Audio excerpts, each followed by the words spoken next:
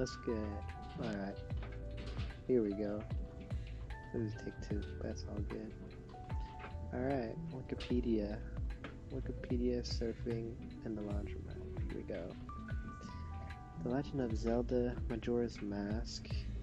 I've heard a lot about this game.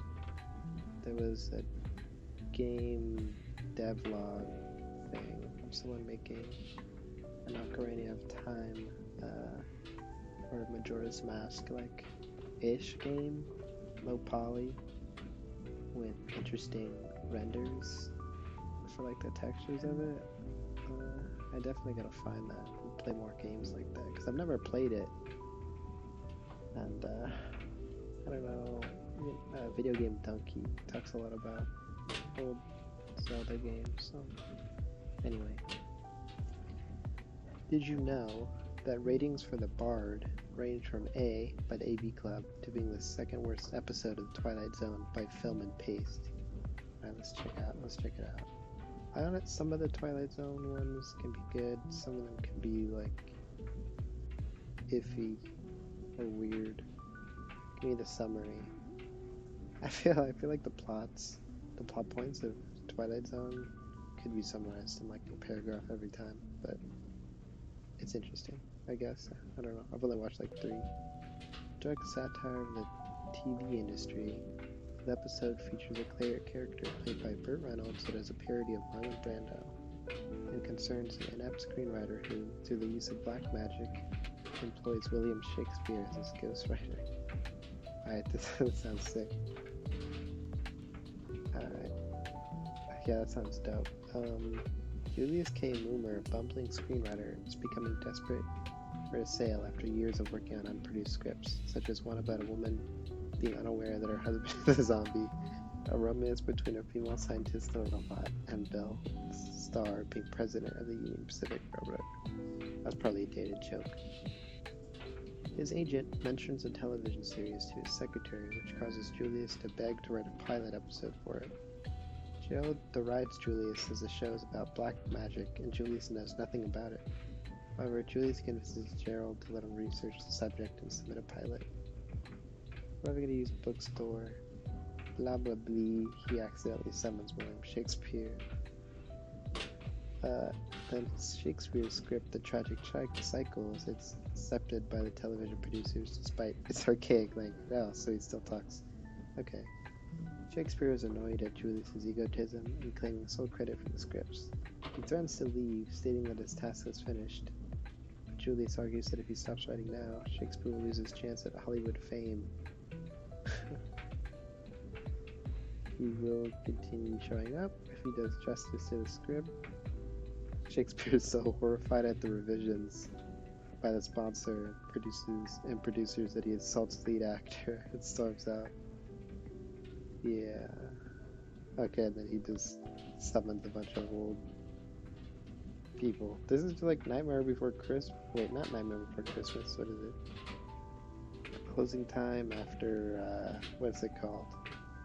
That movie with Ben Stiller. Now I gotta look it up. But that's what Wikipedia is for. Ben Stiller Museum. Why can I not think of the name? Let me look at his Night at the Museum. There we go. Night at the Museum. That makes more sense. John Hawkland established a polar bear model for Norwegian children. What's a polar bear model?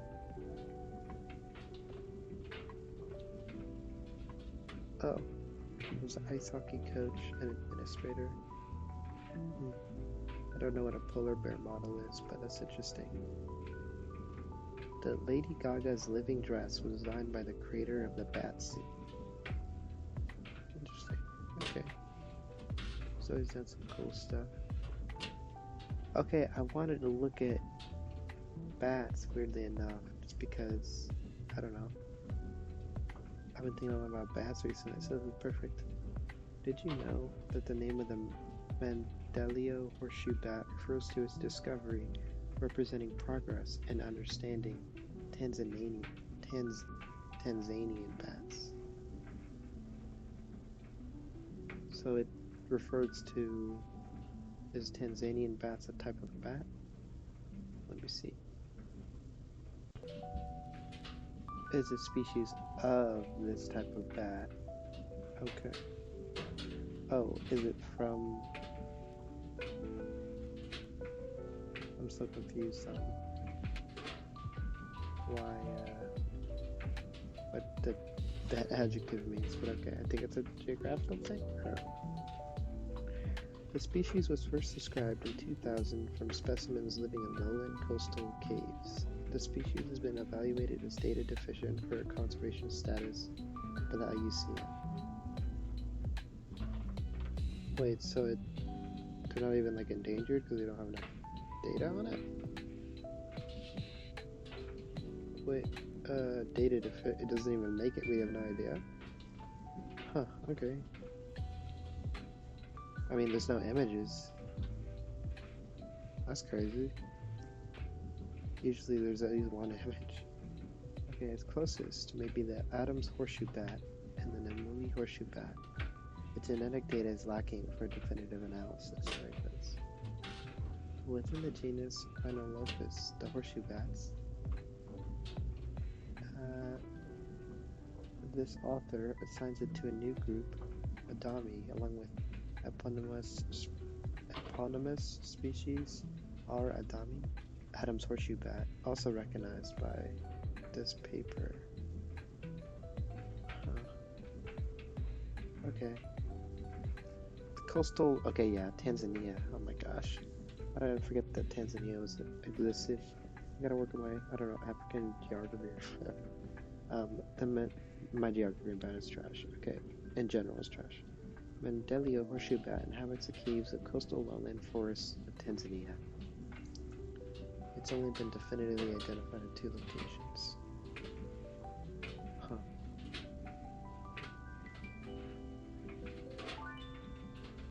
The species identification was uncertain due to minor differences. Description. Alright, let's get to the good stuff. It's medium, with a forearm length of approximately 1.2 inches. It's brown black fading to white on the lower stomach and loins, with a darker brown collar around the neck and upper chest. It has large ears and blunt tips. It's kind of crazy that there's not enough data for it.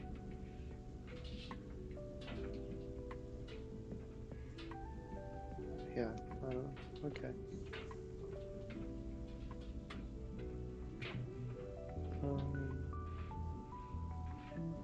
Philadelphia's Washington Monument was unveiled at its dedication in 1897 by the President of the United States. I always thought the Washington Monument was kind of lame. Whoa, did you know that to celebrate the 40th anniversary of the BBC soap opera EastEnders, viewers were given the opportunity to vote on the outcome of a love triangle storyline? It's kind of cool. Oh man, the news is always crazy. I guess I'll read about Pope Francis. He seemed like a really good guy. Maybe get know a little bit more about his background. I heard good things, but I forget the specifics. Okay, so obviously he was the Pope. He was the first Jesuit Pope, the first from the Americas and from the Southern Hemisphere. Okay, I did know that. And the first born or raised outside of Europe. Wow, that's pretty crazy. And he was born in Argentina to a family of Italian origin. Wow, okay. Wow. The choosing of the new Pope is happening currently. Inclusivity, LGBTQ people can be blessed as long as the blessing is not given in a liturgical context. He was a critic of trickle-down economics, consumerism, and overdevelopment. He made action on climate change a leading focus of his papacy.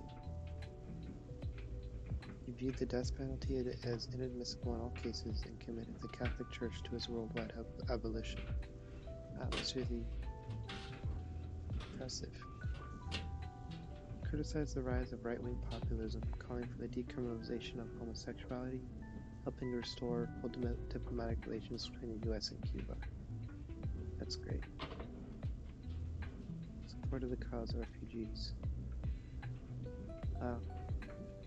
He condemned Israel's military operations in Gaza as well, calling for investigations of war crimes. Wow. It's really impressive for the Pope to do.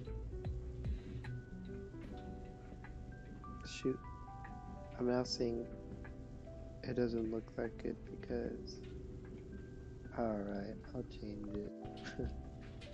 I had the... I have a filter. Oh my gosh, it looks scary.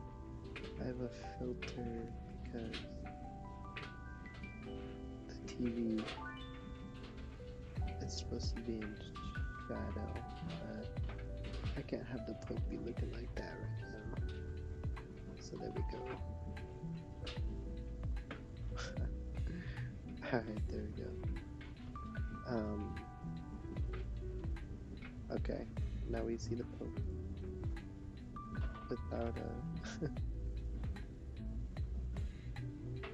France's coat of arms. This must have been his family.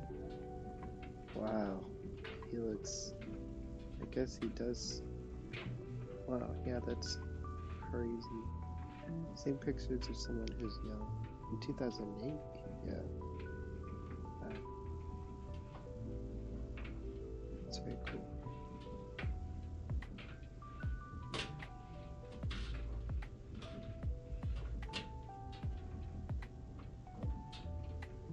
Cool. Back to the homepage.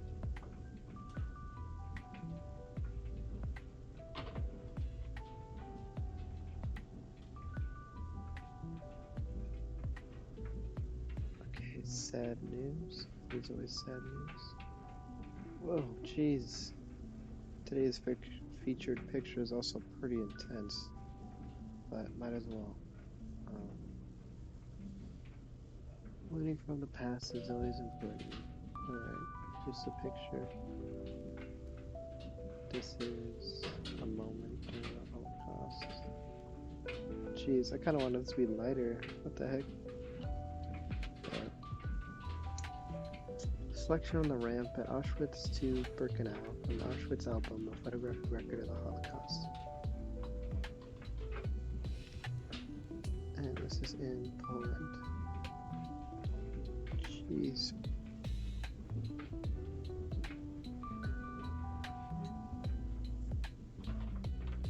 Oh, we don't even know who took the pictures. The camp's director, Rudolf Hals, also may have taken several of the photographs himself. Wow.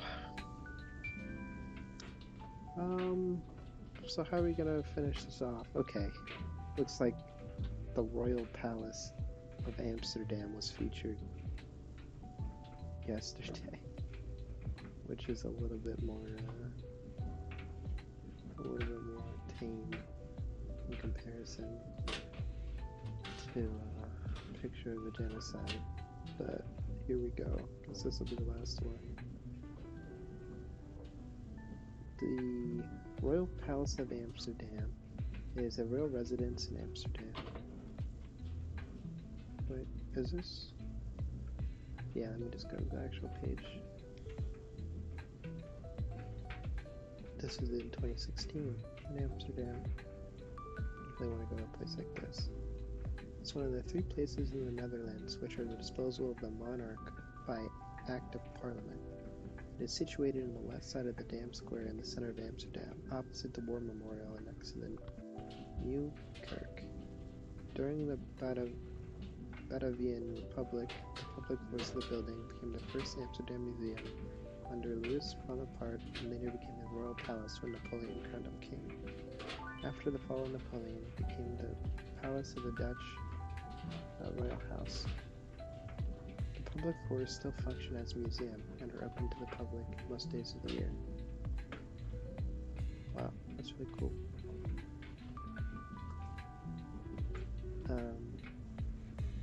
The palace building was commissioned by Mayor Nicholas told as a large-scale construction project for a new city hall, even before the old one burned down in 1652. Cool, so I guess they had 4 years and it would have taken longer. It was completed in 1653 and became an international attraction for foreign visitors, and the art installed in various public rooms were recorded and copied by various artists. Very cool. Well, I think this was a good first chilling episode. I'll definitely try and plan it a little bit more next time with the list. Instead of that's what Wikipedia surfing is though. Surfing around, not knowing if it's gonna be something very serious or something really light. This kinda is what it is. There's a lot of serious stuff happening though. Sometimes I'd rather maybe just read about The Legend of Zelda. So I don't know. But until next time, peace.